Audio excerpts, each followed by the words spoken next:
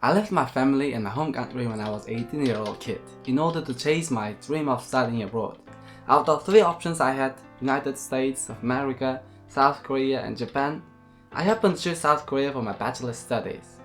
Like I said, I was very young, very curious, questioning everything and anything all the time. Because 18 years that I spent in my home country, I thought the way I thought was the only way of thinking and looking at the world. However, thanks to my international school, I got a chance to talk and listen to various people from all around the world. I've asked many questions and gotten asked many questions as well. Now I am so grateful that I could become a person who can embrace differences and get along with any sort of people. At least I believe and try so. For those of you who are new here and don't know me yet, my name is Sherhan and I'm from Uzbekistan. I was born Muslim, meaning I follow the religion of Islam. I love what I believe in and I don't really hate or care what others believe in. Since I have studied at an international school and work at an international company, I've got many friends who are Christians, Buddhists, atheists and so on. Quite often I get to hang out with them and no matter how hard I try to avoid bringing in the religious topics to the table, I can't help but end up talking about them. Don't get me wrong, I want to avoid those kind of conversations not because there's anything wrong about beliefs, it's just because I don't want my beliefs or their beliefs to have any effect on our friendships. First, there are certain rules and regulations when it comes to eating and drinking for me. Second, sometimes some of my friends just get over curious and ask me dozens of questions about my religion. Some of those questions are very nice, to be honest with you. I love to answer them, if I know the answer of course. If I don't know, I love to study them further and get to the answer.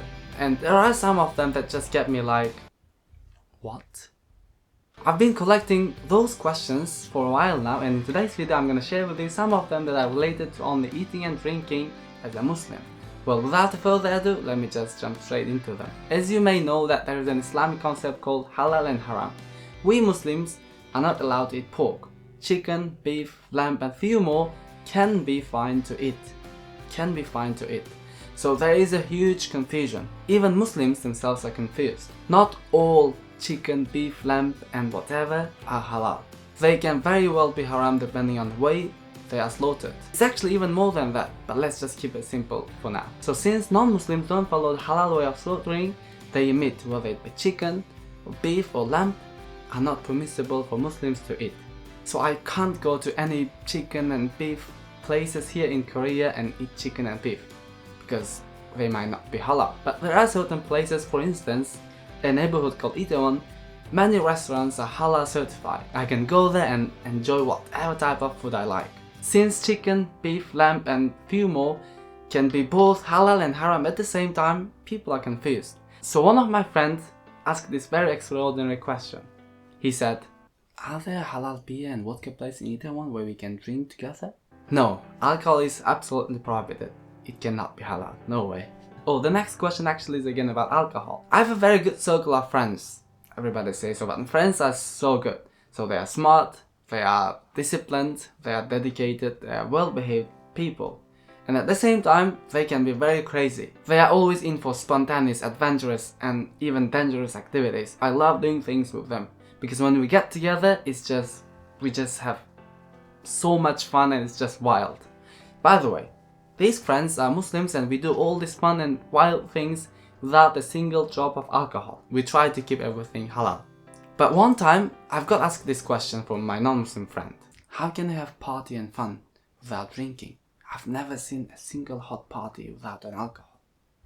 Your life, your friends, your parties sound boring. Oh, come on. What I believe is that it's just a marketing idea of alcohol producers. No alcohol, no fun. I personally can have very good time without drinking. Besides, I know what alcohol tastes like. It's absolutely horrible. And I've heard many alcohol drinkers saying the same thing too. They just drink alcohol for the sake of party mood or just to fit in. Also, it's super unhealthy. I wonder why one would dare to drink it. The third question was very simple and I think very funny as well. The other day I was drinking coffee in the office and one of my colleagues came to me and asked, "Can you drink coffee?"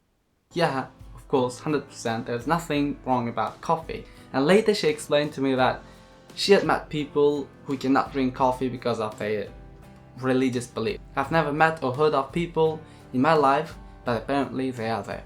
But in Islam, coffee is totally permissible to drink. I've noticed that people even with the smallest knowledge about Islam, they've heard of one of our biggest traditions, Ramadan and fasting. The question that I got regarding this tradition is that how can you go for 30 days without drinking and eating? That is impossible. Yeah, that is impossible. I think no human being can bear for hunger for 30 full days. For those of you who have the similar questions and who want to ask these questions, here's the answer for you. Please listen. We Muslims, during Ramadan, we don't drink and eat from dusk to dawn, from morning to evening. And at night, basically, you can eat whatever you want and you can drink whatever you drink. Of course, in a halal terms, you know, everything should be halal. The last one isn't really a question. I've got this from my elderly uncles and aunties. I mean, Korean uncles and aunties. They are ajoshis and ajumas in Korea. They are usually so kind and they want you to eat a lot because they think eating a lot is the only way of staying healthy. So when I eat with them, they're always like, hey, come on, just eat them. I don't tell anybody. It's just between you and me. I don't tell your parents, alright? Eat them. Oh, more. Halal is so big concept that can be used with literally anything, like food, job, items, actions, and etc.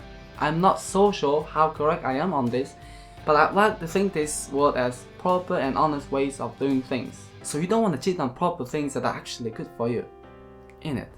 These are the questions that I got from my non-Muslim friends and I found them interesting to share with you guys. I hope you guys did the same as well. If you did, please give this video a thumbs up. If you have similar experiences or questions, leave them in the comment section below, share with people, subscribe for more, and turn on that notification so that you will be the first to be notified when I upload video on my channel. Thank you very much for watching. It's been Sharhan with you from ATA Live. See you next time. Thank you. Bye.